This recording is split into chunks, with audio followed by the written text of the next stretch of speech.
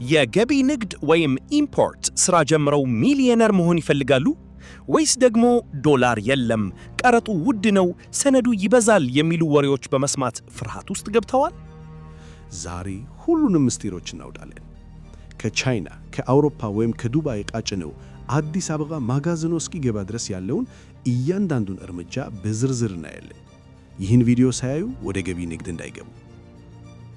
ሰላም ጤና ይስጥልኝ። እንኳን ወደ ቻናላችን በደህና መጣችሁ።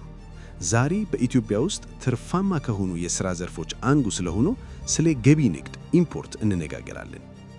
ሀገራችን አሁን ላይ የውጭ ምንዛሬ ፖሊሲዋን እየቀየረች ባለችበት ወቅት አዳዲስ ሕጎችና አሰራሮች ወጥተዋል። እነዚህን ካላወቁ ገንዘቦና ጊዜው በከንቱ ሊባክን ይችላል። ኢምፖርት ገቢ ንግድ ማለት በቀላል አማርኛ ከውጭ ሀገር ምርትን ገዝቶ በሕጋዊ መንገድ ወደ ኢትዮጵያ ማስገባት ማለት ነው። ሕጋዊነትና የንግድ ፈቃድ። ለምንድን ነው ዝም ብለን በግል ስማችን ዕቃ ማዘዝ የማንችለው? የኢትዮጵያ ሕግ የንግድ ሥራን የሚፈቅደው ለሕጋዊ ነጋዴዎች ብቻ ነው። የንግድ ስም ምዝገባ መጀመሪያ በንግድና ቀጠናዊ ትስስር ሚኒስቴር ስም ማውጣት አለባችሁ። የግብር ከፋይ መለያ ቁጥር፣ ይህ ለንግዶ እንደ መታወቂያ ነው። ያለሱ ባንክ መሄድም ሆነ ቀረጥ መክፈል አይቻልም። ቢዝነስ ላይሰንስ የንግድ ፈቃድ፣ አስመቺ የሚል የንግድ ፈቃድ ያስፈልጋል። ለምሳሌ የግንባታ ዕቃ አስመቺ፣ የኤሌክትሮኒክስ አስመቺ ወዘተ። አንድ ወዳጄ ፈቃድ ሳይኖረው ከዱባይ ኮንቴነር ሞልቶ ዕቃ አዘዘ። ዕቃው ጅቡቲ ሲደርስ ግን አስመቺ አይደለህም ተብሎ ታገደ። በመጨረሻም ዕቃው ተወርሶ ከፍተኛ ኪሳራ ደረሰበት። ይህ በእርሶ ላይ እንዳይደርስ ተገቢውን ዕውቀትና ጥንቃቄ ያድርጉ። አሁን ላይ የንግድ ፈቃድ በቀላሉ በኦንላይን ማውጣት ይቻላል። ስለ ንግድ ፈቃድ አወጣት ቪዲዮ እንድንሰራ ከፈለጋችሁ ኮሜንት ላይ ፈቃድ ብላችሁ ጻፉልን። የሰነድ ዝግጅት። ዕቃውን ከማን ነው የሚገዙት? ከአሊባባ ላይ ነው ወይስ ዱባይ ሄደው? ፕሮፎርማ ኢንቮይስ። ይህ ሰነድ የንግዱ መጀመሪያ ነው። ሻጩ ለባንክ እንዲቀርብ የሚያዘጋጀው ሰነድ ሲሆን የዕቃውን አይነት፣ ዋጋ፣ ብዛት እና የሚጫንበትን ወደብ ይይዛል። ኢንኮተርምስ ዓለም አቀፍ የንግድ ውሎች። ይህ በጣም ወሳኝ ነገር ነው። ኤፍኦቢ ፍሪ ኦን ቦርድ፣ ሻጩ ዕቃውን መርከብ ላይ እስኪጭን ብቻ ኃላፊነት ይወስዳል።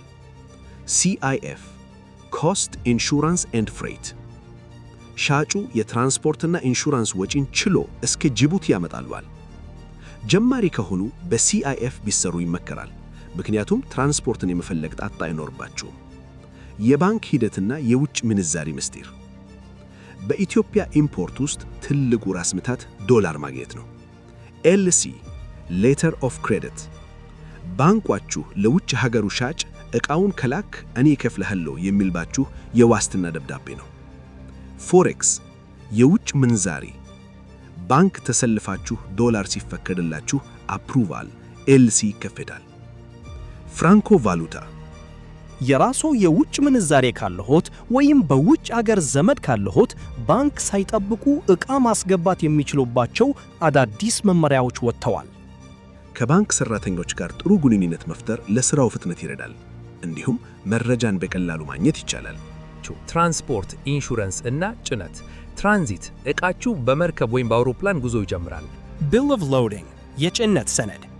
ይህ ሰነድ ልክ እንደ ርስት ማረጋገጫ ነው። በእጆ ከሌለ ዕቃውን መረከብ አይችሉም። ስለ ጭነቱ ዝርዝር መረጃ የያዘ ዶክመንት ነው። ኢንሹራንስ መድን። በሕግ መሠረት ማንኛውም ወደ ኢትዮጵያ የሚገባ ዕቃ በሀገር ውስጥ ኢንሹራንስ ድርጅት ዋስትና ሊኖረው ይገባል።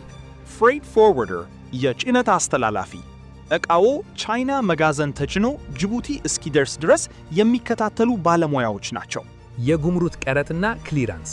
ከስተምስ ዲዩቲ የጉምሩክ ቀረጥ መንግሥት ለሀገር ልማት የሚወስደው ድርሻ ሲሆን እንደ ዕቃው አይነት ከ0 እስከ 35% ሊሆን ይችላል።